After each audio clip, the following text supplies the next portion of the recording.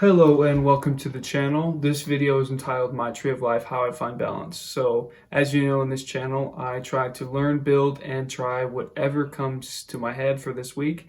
And this week I learned about something. So I want to break this video into 3 segments. Number 1, story of how I came to this conclusion, this idea. Number 2, the explanation of the idea. Number 3, the application. Let's jump into it.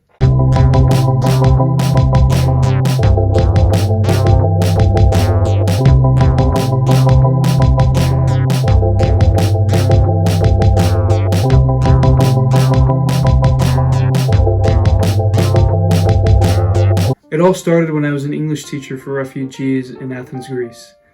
One day we were having a conversation about our passions and goals. As teachers, we were giving correction, advice.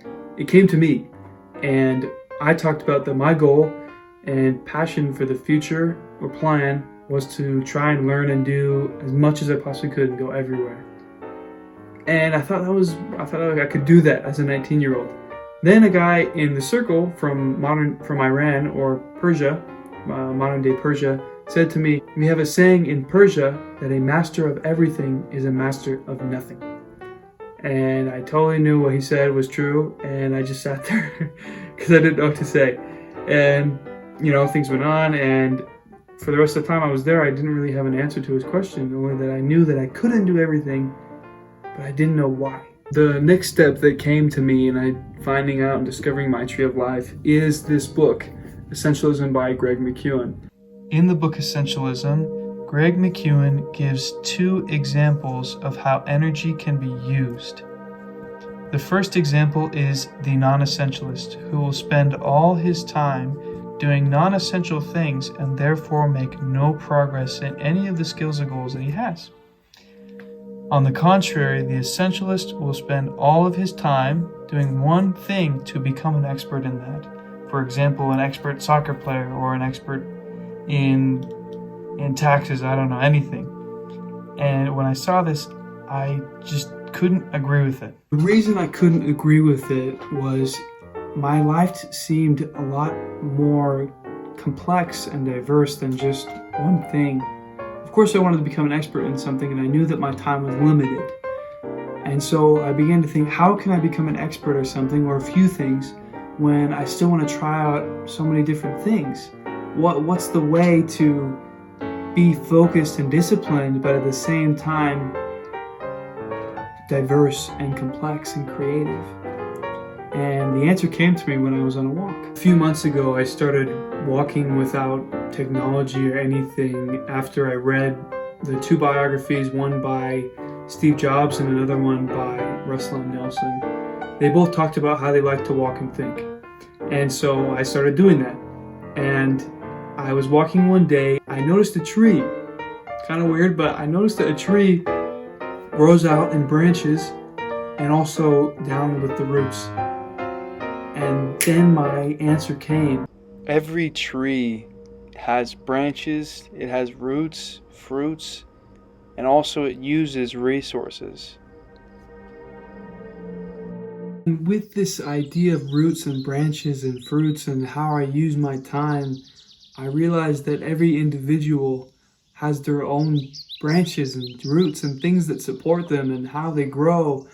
And I realized that this is the way that I can determine how I'm going to use my time, my energy, my motivation, but at the same time accomplish those things that I want to.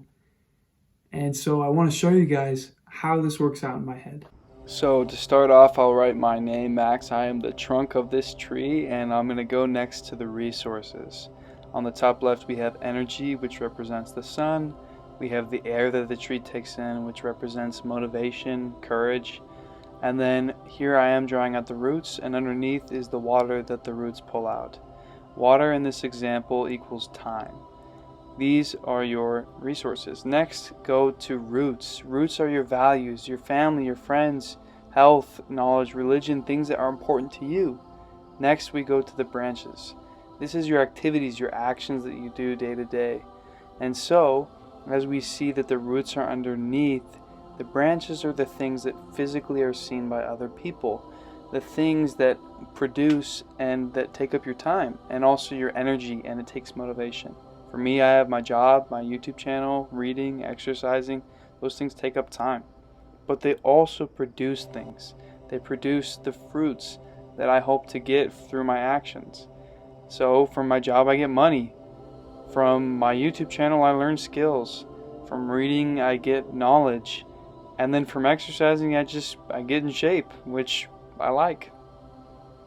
Another principle that can be learned from this tree example is the difference between creation and consumption. In these days, we can eat as much as we want, we can watch as much as we want, but the problem is that when we overconsume, this leads to depression. At least in my examples, when I think of an overwatered plant, it just gets limp. It's overproduced. It's just too much for the plant to take. But on the other side, we can overcreate, we can push ourselves too far. And this leads to stress when we do too much, when we try to do everything. And that's why we need to balance our time and make sure that we're having a balance between consumption and creation. But let's say that my next video, I'm going to try and learn as much Spanish as I physically possibly can in a week. What do? How am I going to make that sacrifice? How am I going to accomplish that? That's where it comes in. That's when this idea becomes important. Because as you saw in my tree example, right now I have these things, a YouTube channel, I have reading, I like to exercise, I like to do all these things. I need to cut off certain branches so that I can learn Spanish. And that's why this tree makes a lot more sense to me, because I can decide where and when things are not essential to me, and therefore develop the fruits that I want. Well, thank you guys for watching the video. I hope you enjoyed my idea and how I balance my life, and look forward next week to see how much Spanish I can speak in 1 week.